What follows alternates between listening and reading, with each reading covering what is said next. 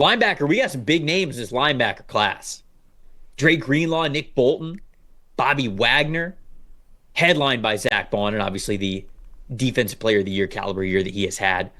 Got Orion Burks, Terrell Dodson, Robert Spillane, Levante David, Jamian Sherwood, Ernest Jones.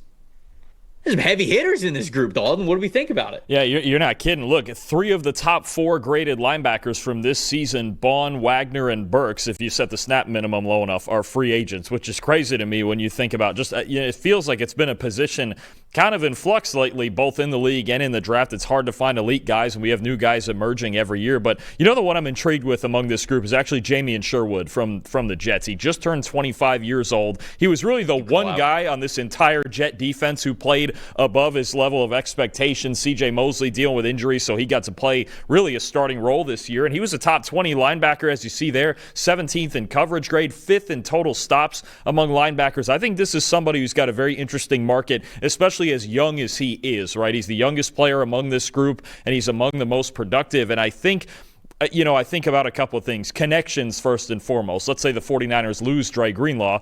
Who's their new defensive coordinator? Robert Saleh, right? The Falcons could probably use another linebacker. Who's their new defensive coordinator? Jeff Olbrich, right? And then I think about some other teams where he would just, I think, be a big improvement over what they had last year. What I really like that might work is the Denver Broncos, right? The linebacker spot on Denver was really the one big weakness. They had a top 10 secondary, they had a top 10 defensive line. Linebackers lagged behind, and both their starters are free agents. I think Denver could be a team in on Sherwood's market looking for a younger player to build long-term, right around Bo Nix's window. That's going to be there's a little more of a long-term vision there. I don't know if Denver's looking to win a Super Bowl this year, but a young player like this is somebody they could sign. Him and Nick Bolton are the 2 guys here with the youth that they have on their side. I'm looking at as going, okay, which of these teams, especially with younger quarterbacks, could be looking at a piece like that to build their defense over multiple years? Yeah, I wonder if a team like the Dallas Cowboys, who you remember last offseason, Jerry Jones said, we're all in. And then they didn't do anything in free agency, and then they kind of dragged their feet with the 2 big contracts, with Dak Prescott and with CeeDee Lamb. And so I don't think they're going to want to repeat history in that regard. They're right around the cap floor right now with their effective cap space. So I wonder if they figure out a way to move some money around to be a little bit more active this time around. Linebacker is one of those areas where they need to get a lot better at. Eric Kendrick's a free agent for them. DeMarvion Overshown unfortunately had the injury at the end of the season. So, are they a team that looks at Dre Greenlaw and says, hey, could be a linebacker one on basically every other team when he was fully healthy. He just happened to be playing with Fred Warner, one of the best in the NFL.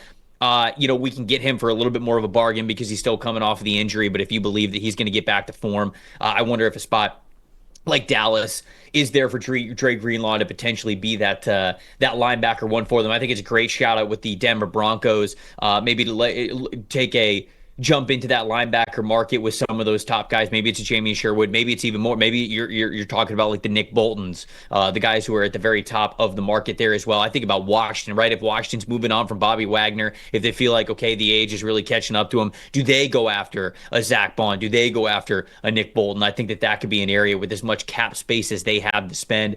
I also look at a team like the Rams. The Rams are a team that I think has a linebacker need. I think they like what they have out of the undrafted free agent that they found in Omar Spates. But this is a team that's been in the offensive trenches, really emphasizing sort of being a more powerful team between the tackles. I wonder if they spend a little bit more money at the linebacker position as an extension of believing the game is going to be a lot more about staying between the tackles and playing with a little bit more power than we have seen over the last 4 to 5 years. So, and Nick Bolton could make sense there as well as a landing spot. But I like the Sherwood shout out as well.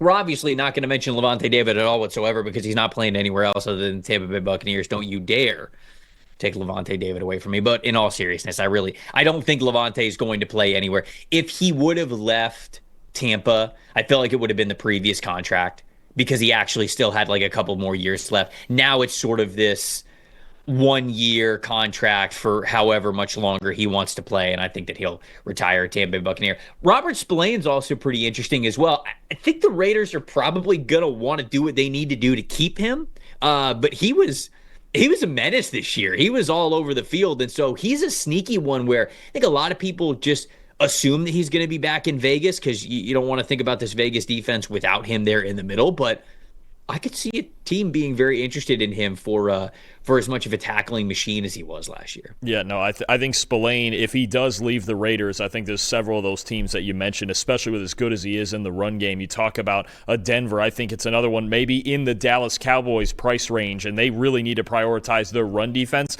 I think Spillane and the attitude he brings up front, he would be a huge addition to Dallas. So if he doesn't stay with the Raiders, I think he's going to be a prime target for several teams.